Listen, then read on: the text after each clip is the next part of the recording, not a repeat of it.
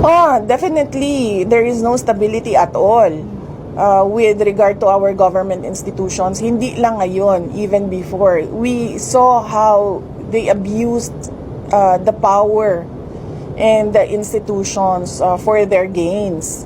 No?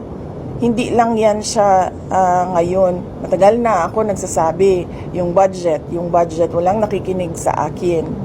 Kailangan pa lumubog sa baha yung mga kababayan natin bago merong nag-react na BBM ang pangalan.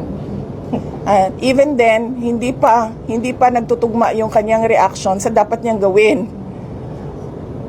Kaya really, truly, our economy is not in the very best weather. Ang ating political stability is down to -2, -3, even -10 siguro.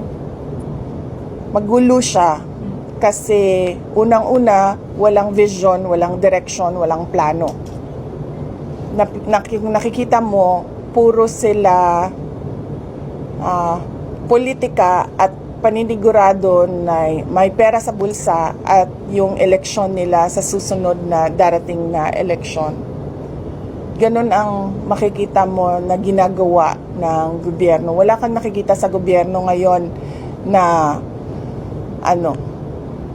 big ticket projects. Hindi yung mga maliliit na sinasabi mong 10 kilometers na daan. Hindi yan gusto natin makita, no? Sa ating pamahalaan, mga maliliit na kung saan-saan nilagay, yung iba hindi pa talaga nilagay, nawawala pa, yung iba substandard pa. Hindi ganyan na klase ng mga projects ang gusto natin na nakikita sa bayan.